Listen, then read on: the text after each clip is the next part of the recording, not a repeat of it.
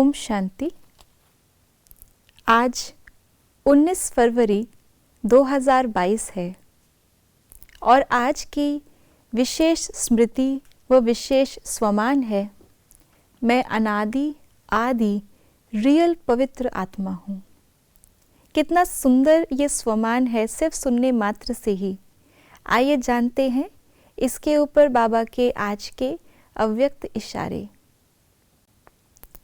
सदा यह संकल्प रखो कि मैं अनादि आदि रियल रूप में पवित्र आत्मा हूँ। किसी को भी देखो तो उसका भी अनादि आदि रियल रूप देखो। रियल को रियलाइज करो तो अपवित्र संकल्पों की उत्पत्ति नहीं होगी। तो आज बाबा ने रियल शब्द को अंडरलाइन किया और कहा इस रियल को हमें रियलाइज करना है। यदि हम ब्राह्मण आत्माओं का रियल अनादि स्वरूप देखें या विश्व की किसी भी आत्मा का, भले ही वो इस समय पर स्वयं के रियल स्वरूप को खुद ना पहचानती हो, लेकिन हमें तो ज्ञान है, हम तो उनके रियल स्वरूप को पहचान सकते हैं। या ये कहें कि ये ज्ञान सिर्फ अपने आप को पहचानने के लिए था, दूसरे को पहचानने के लिए नहीं। तो हमें जब हमारी पहचान मिल गई, बाबा की पहचान मिल गई, तो हमें विश्व की सभी आत्माओं का भी आदि मध्य अंत पता है। तो हर आत्मा अपने परम धाम में, स्वदेश में, पवित्र देश में, अपने रियल ओरिजिनल पवित्र स्वरूप या पवित्र स्वधर्म में है। दूसरी बात, आदि स्वरूप।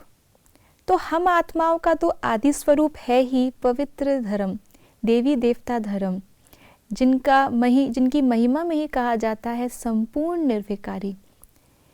निर्विकारी का अर्थात विकार अर्थात विकृतियाँ, डिफेक्ट्स। आत्मा में कोई डिफेक्ट नहीं है तो वो निर्विकारी है। लेकिन संपूर्ण निर्विकारी क्योंकि उसको डिफेक्ट का ज्ञान भी नहीं है। इतनी इनोसेंट आत्माएं हम हैं। लेकिन बाकी आत्माएं जो भले ही सत्युग त्रेता में नहीं आती, लेकिन जब भी आती हैं तो वो उनकी सतो प्रधान स्मृति या सतो प्रधान स्टेज ही होती है। बाबा ने हमें बताया है कि कलयुग के अंत में भी यदि कोई आत्मा उतरती है तो आते ही दुख नहीं मिलेगा, आते ही अपवित्र नहीं बनेगी। थोड़ा समय उसकी सतो प्रधान सतो स्टेज होती है, लेकिन बहुत जल्दी ही फिर वो गिर कर के रजो और तमो में चली जाती है। अगर ये भी स्मृति हमें रहे सभी आत्माओं के प्रति कि जब पहले ये अपने घर से इस सृष्टि रंगमंच पर इस ड्रामा में पार्ट प्ले करने के लिए आई थी तो पवित्र ही आई थी।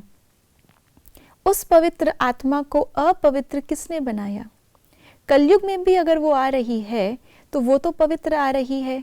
हम क्योंकि पहले से यहाँ हैं तो कहीं ना कहीं हमारे ही अपवित्रता के वाइब्रेशंस ने उसकी सतो प्रधानता को नीचे गिराया है। तो उठाने की जिम्मेवारी भी हमारी ही है। तो जितना ज़्यादा हम अपने प्रति और दूसरों के प्रति इस अनादि और आदि स्मृति में रहेंगे, उतना ही बाबा ने आज कहा हम रियल को रियलाइज़ कर सकते हैं। जो चीज़ रियल होती है उसकी वैल्यू अपने आप श्रेष्ठ होती है, बढ़ी हुई होती है। रियल सोना, रियल डायमंड, रियल कोई भी चीज़, आप एक आर्टिफिशियल फल देखें और रियल फल देखें, किसकी वैल्यू ज़्यादा होगी? तो जितना ज़्यादा हम आत्माएं इस रियलिटी को रियलाइज़ करेंगे, खुद भी इस रियलिटी में स्थित होंगे, उतने ही हम वैल्यूएबल बनते जाएंगे। ओम शांति।